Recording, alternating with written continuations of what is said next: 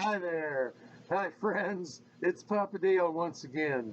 And today we're going to continue our study on Bible theology in a nutshell. Let's see, what is our study for today? It is study number 6 out of about 100. It is called the clarity of Scripture. The theological term, if you want to get fancy, is perspicuity. Perspicuity. But essentially, it's the clarity of Scripture. And so we're going to discuss that a little bit. Actually, I'm going to teach about that. Lesson number 6 in our study, Bible Doctrines in a Nutshell. And number 6 is clarity of Scripture. You're going to see me move my hand up like that from time to time because my notes are on my phone above the camera. I say that every video because there are new people that come on board and they don't know what I'm doing necessarily. So I've got to scroll my notes to be able to share with you what I think.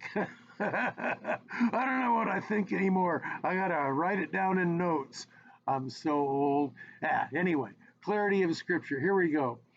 Because God gave us His Word as authoritative in all matters related to life and faith, we believe His Word was written in a way that can be understood with the help of the Holy Spirit, that is clear as it needs to be to fulfill God's purpose. Now, we believe this because the Bible tells us this in John chapter 16, verse 13, and 1 Corinthians chapter 2, verse 14. Believing the Scriptures are clear does not mean that every part is equally easy to interpret. Neither does it mean that we will never make mistakes in our interpretation. It does mean that, with God's help, people are capable of understanding the biblical text for themselves as they employ correct methods of interpretation. As Augustine said, faith seeking understanding. Now you've got to have the right spirit within you as you seek that understanding. You have to have the humble heart of a sincere seeker. You can't be seeking through Scripture looking for verses and passages to confirm what you've already believed. You have to conform your beliefs to what the Scripture says.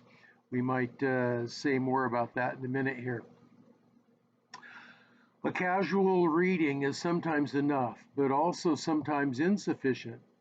But because the Bible was given as God's self-revelation for all people, across all cultures, in every nation, who speak hundreds of languages, and for all centuries, for the deep understanding, some awareness of such things as who is the original addressee and author, the purpose, the point in history, the context, literary form, exegesis, Jewish customs, congruence with all other Scripture, and more are necessary to come up with correct interpretations.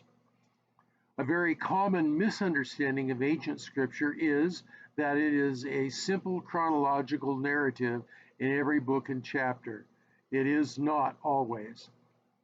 For example, the content of the New Testament Gospels is often arranged topically for the purpose of emphasizing similar ideas. Many of the parables in Luke are like that. The deepest understanding must travel through 4 levels of awareness: what Scripture says, what Scripture means, what is true, and I believe what it says. Luther divided these into 2 sources, the first 3 being the external and the 4th, the internal witness. The foundation must be the humble heart of the sincere seeker. Quote, "For he that comes to God must believe that he is, and that he is a rewarder of them that diligently seek him." End quote. Hebrews 11:6. In conclusion, it is God's purpose to communicate clearly and to not obfuscate.